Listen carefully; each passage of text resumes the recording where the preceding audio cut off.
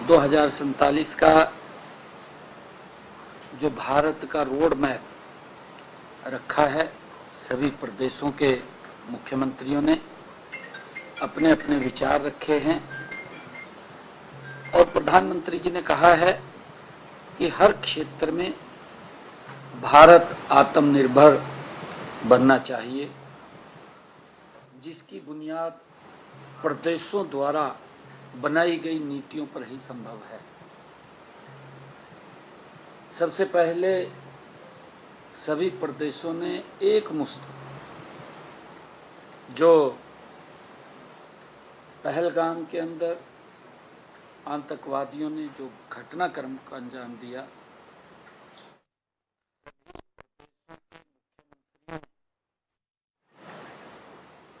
जो आदरणीय प्रधानमंत्री मोदी जी के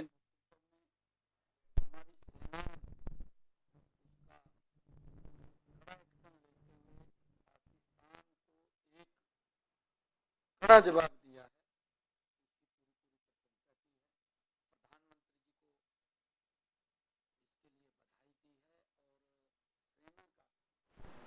सेना को और आदरणीय प्रधानमंत्री जी को सभी ने एकजुटता से बधाई दी है। प्रधानमंत्री जी ने विस्तार से आत्मनिर्भरता को समझाते हुए कुछ उदाहरण भी पेश किए। प्रधानमंत्री जी ने कहा कि ग्रामीण अर्थव्यवस्था को बल दिया जाना चाहिए, क्योंकि भारत की आत्मा गांव में बसती है। उन्होंने मेक इन इंडिया पर जोर दिया है। स्वदेशी वस्तुएं खरीदने व बेचने पर भी प्रधानमंत्री जी ने जोर दिया है। हमने भी अपने विचार रखते हुए प्रधानमंत्री जी को आश्वस्त किया है कि हम आपकी नीतियों के वाहक के रूप में ईमानदारी से कार्य करते हुए विकसित भारत के आपके सपने को साकार करने में हरियाणा भी कोई पोर कसर नहीं छोड़ेगा। मजबूती से उसमें आगे लग करके काम करेंगे। हरियाणा द्वारा बनाई गई योजनाओं का ब्यौरा रखा और अपनी जो उपलब्धियों का उल्लेख भी किया। हमने आदरणीय प्रधानमंत्री जी को कि हमने पिछले दिनों क्या क्या काम किए हैं, उसके बारे में भी मौखिक भी और बुकलेट के माध्यम से भी नीति आयोग को हमने बताने का काम किया है। आदरणीय प्रधानमंत्री जी की नीयत, नीति और निर्णय हमेशा राष्ट्र हित में निर्णायक रहे हैं। हमने कहा है कि प्रधानमंत्री जी को कि आपका विकसित भारत का जो विजन आत्मनिर्भर, समृद्ध, सशक्त, सक्षम, समावेशी और तकनीकी रूप से उन्नत भारत के निर्माण का है। आदरणीय प्रधानमंत्री जी ने इस विजन को, हमने कहा है कि इस विजन को साकार करना हम सब की सामूहिक जिम्मेवारी है। इसमें हरियाणा राज्य की भागीदारी सुनिश्चित करने के लिए हमने इस बात को कहा है कि हमने अपना विजन डॉक्यूमेंट 2047 को तैयार किया है, जो राष्ट्र के विजन डॉक्यूमेंट से सामंजस्य रखते हुए हमने उसको बनाया है। इस विजन डॉक्यूमेंट को अंतिम रूप देने में तथा इसके प्रभावी क्रियान्वयन में हमें नीति आयोग की सतत तकनीकी और वैचारिक सहायता की आवश्यकता भी रहेगी। हमने इस बात को कहा है कि राज्य विजन डॉक्यूमेंट में वर्ष 2047 तक हरियाणा की अर्थव्यवस्था को हमने $1 ट्रिलियन बनाने का हमारा लक्ष्य है। ये भी हमने बताया है। आदरणीय प्रधानमंत्री जी को हमने हरियाणा में भविष्य सक्षम बनाने के लिए डिपार्टमेंट ऑफ फ्यूचर नाम से एक नया विभाग भी हमने बनाया है। यह विभाग आर्टिफिशियल इंटेलिजेंस, क्वांटम कंप्यूटिंग और रोबोटिक्स जैसी नवीनतम तकनीकों द्वारा विकसित विकास की संभावनाओं की तलाश करेगा। डिपार्टमेंट ऑफ फ्यूचर हरियाणा के विजन 2047 के अनुरूप $1 ट्रिलियन की अर्थव्यवस्था और समावेशी विकास प्राप्त करने के लिए दीर्घकालिक रणनीति, पहल, तकनीकी दूरदर्शिता और एकीकृत नीति बनाने के लिए नोडल एजेंसी के रूप में काम करेगा। हमने इसके ऊपर बताया है। हमने नीति आयोग से यह आग्रह भी किया है कि डिपार्टमेंट ऑफ फ्यूचर को तकनीकी एवं क्षमता निर्माण में सहयोग प्रदान किया जाए। हमने आर्टिफिशियल इंटेलिजेंस के क्षेत्र में आगे बढ़ने के लिए हरियाणा एआई मिशन की स्थापना वो कर रहा है। हाल ही में हमने इसके लिए विश्व बैंक से भी समझौता किया है। हमने इसका भी जिक्र किया है। हमने हरियाणा के अंदर युवाओं को स्टार्टअप्स के लिए प्रोत्साहित करने हेतु इंटर्नशिप, मेंटरशिप और सस्ता इंफ्रास्ट्रक्चर तैयार करने के लिए हरियाणा वेंचर कैपिटल फंड तेजी से कार्य कर रहा है। इसके अलावा हमने निजी निवेशकों का 2000 करोड़ रुपए का एक फंड ऑफ फंड्स बनाने का आह्वान भी किया है। उसके ऊपर भी हम गति से काम कर रहे हैं।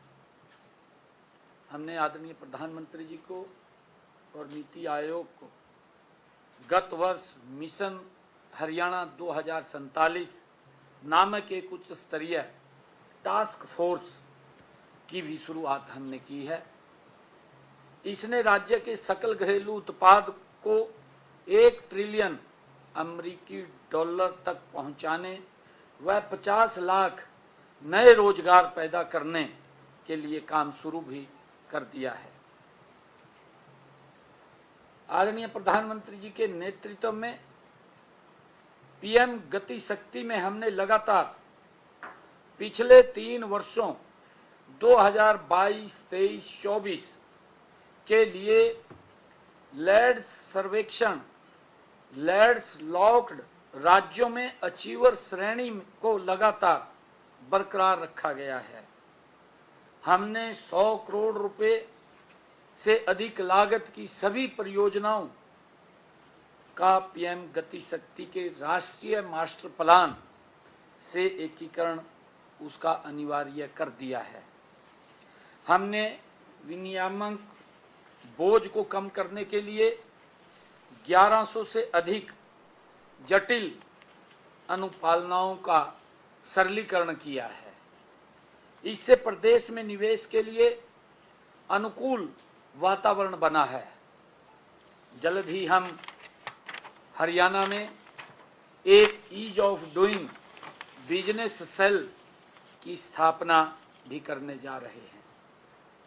हमने 37 विभागों की 230 से अधिक अधिनियमों के छोटे छोटे प्रावधान करके अपराधीकरण को समाप्त करने की दिशा में हम आगे बढ़ रहे हैं। इसके लिए हम एक राज्य स्तरीय जन विश्वास विधेयक का मसौदा भी तैयार कर रहे हैं। इसे दिसंबर 2025 तक अधिसूचित किया जाएगा। इससे विश्वसनीयता और कुशल शासन प्रणाली भी सुनिश्चित होगी। हमने आज जो अपनी नीति आयोग की 10वीं शासी की ये बैठक थी, उसके अंदर हरियाणा की तरफ से ये विषय आदरणीय प्रधानमंत्री जी के समक्ष रखे हैं, जिससे कि हरियाणा जो 2047 का प्रधानमंत्री जी का विजन है, उस विजन में हरियाणा भी मजबूती से देश के साथ विकसित हरियाणा, विकसित भारत में प्रमुख भूमिका अदा करेगा। उसके लिए हमने अपना पूरा रोड मैप तैयार किया है। सर, एक सवाल है, केंद्र की किस तरह की सहयोग की अपेक्षा हरियाणा सरकार करती है? क्योंकि जब बड़े स्तर की बात होती है नीति आयोग की, कहीं ना कहीं केंद्र सरकार से भी कोई उम्मीद होती है, तो कौन से ऐसे बड़े प्रोजेक्ट्स हैं जिसको हरियाणा सरकार को केंद्र के सहयोग की जरूरत होगी, जो आपने रखे हैं सामने, या आने वाले दिनों में वो मंजूर हो सकते हैं? नहीं, देखिए, हमने जैसे हमारा अगर आप लोग देखेंगे पूरा हरियाणा का हर जिला 4 लेनिंग से कनेक्ट है। और अभी प्रधानमंत्री जी आए थे, हमारा पहला महाराजा अग्रसेन एयरपोर्ट, जिसका माननीय प्रधानमंत्री जी ने उद्घाटन किया है।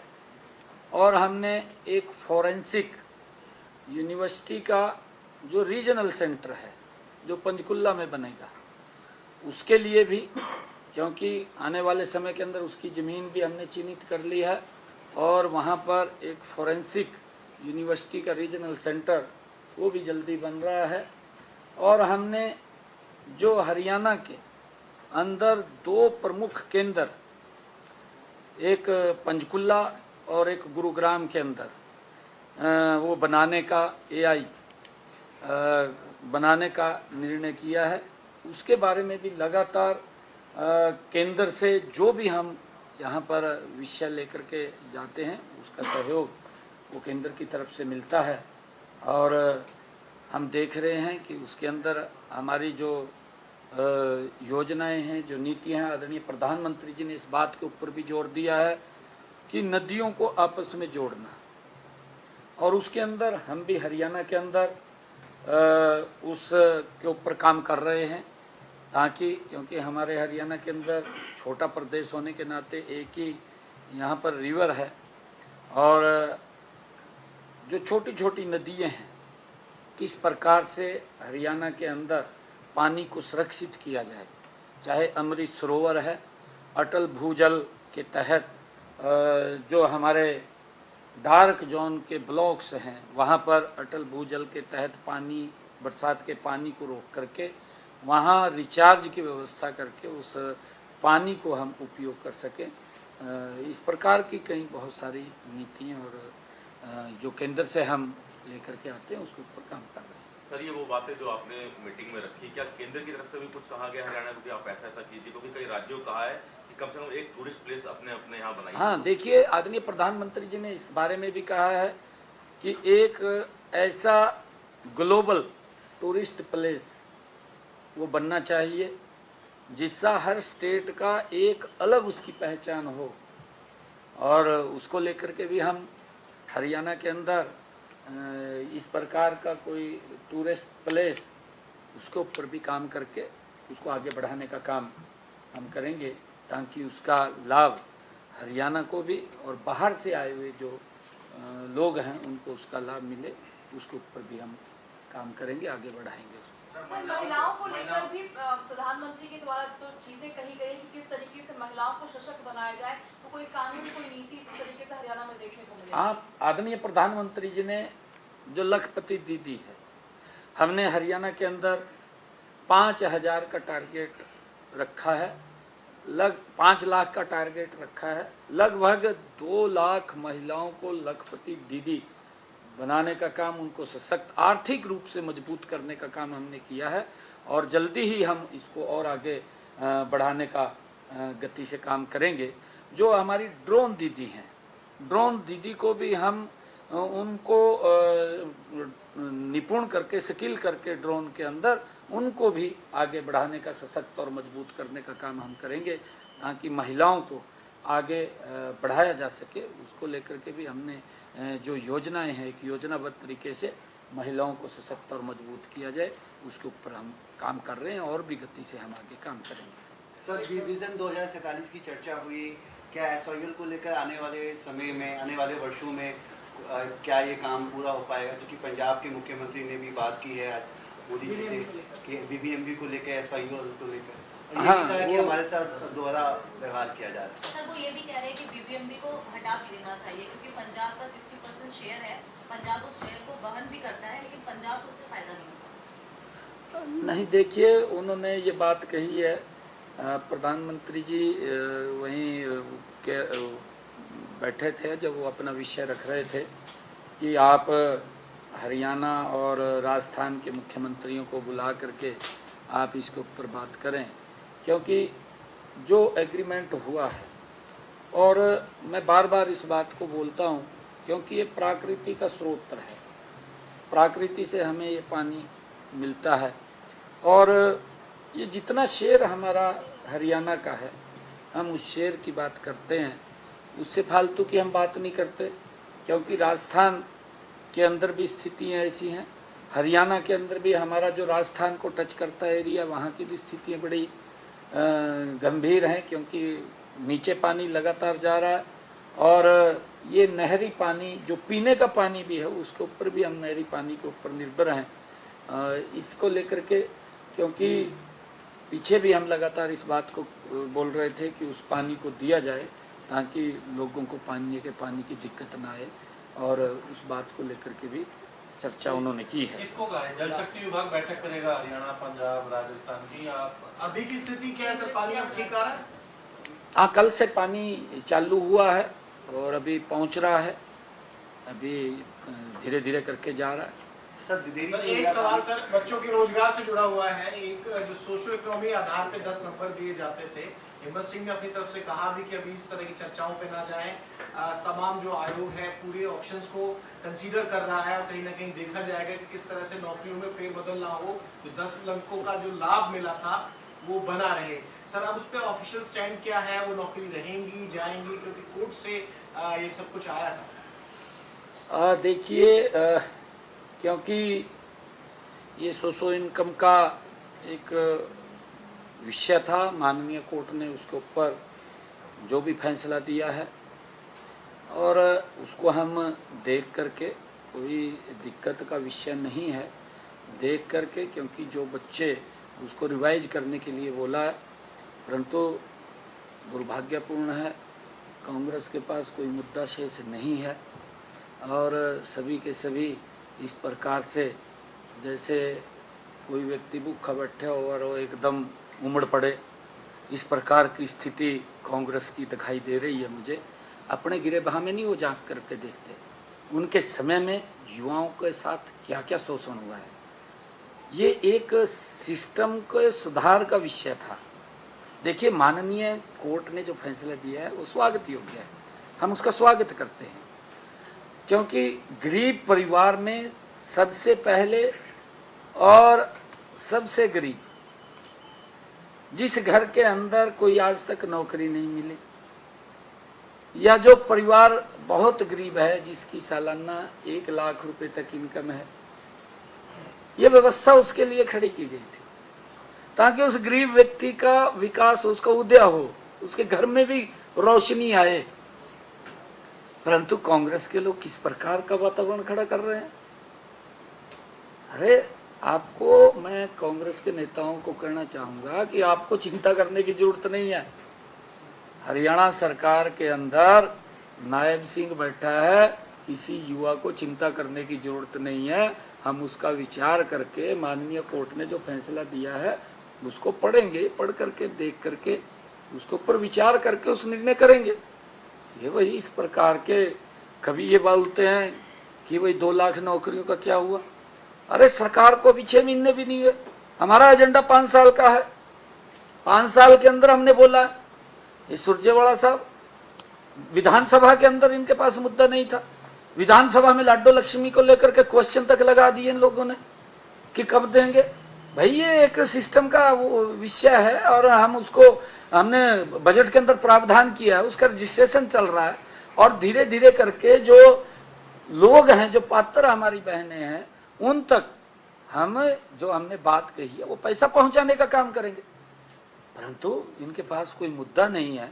किस प्रकार से इनके समय में, जब चुनाव चल रहा था, चुनाव के समय में ही ऐसा महसूस हो रहा था, इनके जो प्रत्याशी चुनाव लड़ रहे थे, जनो लड़ते लड़ते ही बोलियां लगा रहे थे नौकरी की, सुरजेवाला साहब को तब नहीं दिखाई दे रहा था। कोई बोल रहा था मेरे हिस्से में 2000 आ रही है, कोई ये बोल रहा था जितनी मेरे हिस्से में आएंगे उतनी दूंगा, कोई ये बोल रहा था कि मुझे 50 वोट दो मैं एक नौकरी दूंगा। ये किस प्रकार से नीलामी की जा रही थी, और इसका भय हरियाणा प्रदेश के युवाओं को था, युवाओं के माँ बाप को था। परंतु हरियाणा प्रदेश के युवाओं ने और उनके माँ बाप ने बीजेपी के ऊपर, भारतीय जनता पार्टी कमल के फूल के ऊपर विश्वास किया, और हमने उस बात को पूरा किया है। हमने 26,000 युवाओं को बिना पर्ची बिना खर्ची के एक समय के अंदर लगाया। बाद में हमने शपथ लिया, जो हमने कहा था उस बात को पूरा किया है। हम पूरा करेंगे ना, सुरजेवाला साहब को चिंता करने की जरूरत नहीं है। हम बैठे हैं ना भाई, इतने कपड़े ना तार तू, ऐसा क्यों कर रहा है तू? तो जमी कमाली कर गया जमी। अरे अभी तो 6 महीने हुए यार, तो अपने उड़ी तो देख ले थोड़े समय के अंदर क्या होता था, तो थोड़ा सा उसका भी गुणगान कर दिया कर। ये तो साझीदार था, उसमें सरकार के अंदर साझीदार था, जब तो देखते नहीं थे। और मैं ये भी पूछना चाहता हूँ सुरजेवाला साहब को कि आप उस सरकार में साझीदार रहे हैं, 10 साल तक आप उसमें मंत्री रहे हैं, आप अपनी सरकार की बता देना कितनी नौकरी दी है 10 साल के अंदर, बता ना। हरियाणा प्रदेश के युवा जानना चाहता है। आप कहने न तो कुछ भी कही जो। लास्ट में एक अशोक अरोड़ा का वीडियो आया, पार्षद प्रतिनिधि का, एक देवेंद्र हुड्डा का आया, उपायुक्त से बहस का। कांग्रेस नेताओं के कुछ ऐसे वीडियो आ रहे, अधिकारी और पार्षदों के साथ लड़ाई की बात आ रही है। देखिए, नहीं देखिए, क्योंकि कांग्रेस बिल्कुल समाप्त हो चुकी है, क्योंकि जो बड़े बड़े सपने देख रहे थे उनके सपने चकनाचूर हुए हैं। और फिर उसके बाद जब स्थानीय निकाय के यूएलबी के चुनाव आए, उसके अंदर बिल्कुल 0 पे आउट कर दिया है कांग्रेस को, और कांग्रेस के लोग हताशा में हैं। मैं ये कहना चाहूंगा कि अगर काम करवाने का इतना वो है तो फिर सरकार के अंदर साझीदार हो जाइए ना। ऑफर है और क्या। कांग्रेस सरकार में साझीदार हो जाइए।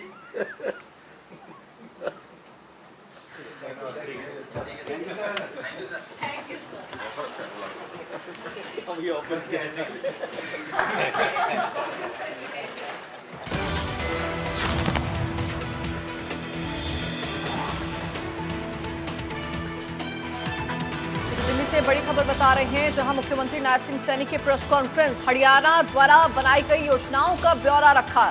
सीएम सैनी ने कहा कि पीएम मोदी के विजन पूरा होगा, विजन को पूरा करने में हरियाणा की अहम भूमिका है। हमने नीति आयोग से आग्रह भी किया है।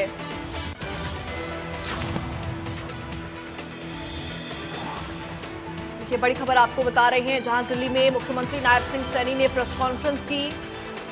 इस दौरान उन्होंने कहा कि हरियाणा द्वारा बनाई गई योजनाओं का ब्यौरा रखा गया बैठक में, और बाकायदा प्रधानमंत्री नरेंद्र मोदी के विजन पूरे हो रहे हैं। डिपार्टमेंट ऑफ फ्यूचर को मदद करने का भी आग्रह किया गया। $1 ट्रिलियन की अर्थव्यवस्था बनाने का लक्ष्य है। Mission Haryana 2047 high level task force का गठन, अपराध को कम करने के लिए हमने बाकायदा काम किया है। हमने नीति आयोग से भी आग्रह किया है, और वहीं विकसित भारत के विजन को हरियाणा बखूबी संभाल रहा है, आगे बढ़ा रहा है। डिपार्टमेंट ऑफ फ्यूचर को मदद करने का आग्रह किया। $1 ट्रिलियन की अर्थव्यवस्था बनाने का लक्ष्य रखा है। Mission Haryana 2047 high level task force का गठन भी किया गया, और वहीं अपराध को लेकर उन्होंने कहा कि अपराध को कम करने के लिए हमने काम किया है। हमने नीति आयोग से आग्रह किया।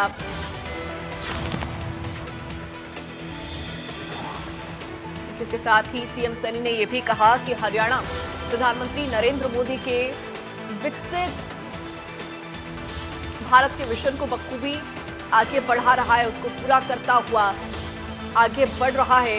2047 तक हरियाणा की अर्थव्यवस्था को बढ़ाना है, साथ ही अपराध को कम करने के लिए भी हम लगातार काम कर रहे हैं। इसके साथ ही सीएम ने कहा कि हमने नीति आयोग से भी आग्रह किया है। डिपार्टमेंट ऑफ फ्यूचर को मदद करने का आग्रह इस बैठक में किया गया। साथ ही $1 ट्रिलियन की अर्थव्यवस्था बनाने का लक्ष्य है। अपराध को समाप्त करने की दिशा में हम आगे बढ़ रहे हैं। हरियाणा पीएम के विजन को मजबूती से पूरा करेगा। इसी नीति आयोग की बैठक हुई, उसके बाद मुख्यमंत्री नायब सिंह सैनी ने दिल्ली में प्रेस कॉन्फ्रेंस की और इस दौरान उन्होंने कई बातों का जिक्र किया। विकसित भारत के विजन को लेकर 2047 तक हरियाणा की अर्थव्यवस्था को आगे बढ़ाना है। $1 ट्रिलियन तक की अर्थव्यवस्था को करना है। वहीं अपराध को लेकर उन्होंने कहा कि अपराध को कम करने के लिए हमने काम किया। 100 करोड़ से ज्यादा की परियोजनाओं को तेजी से बढ़ाना है।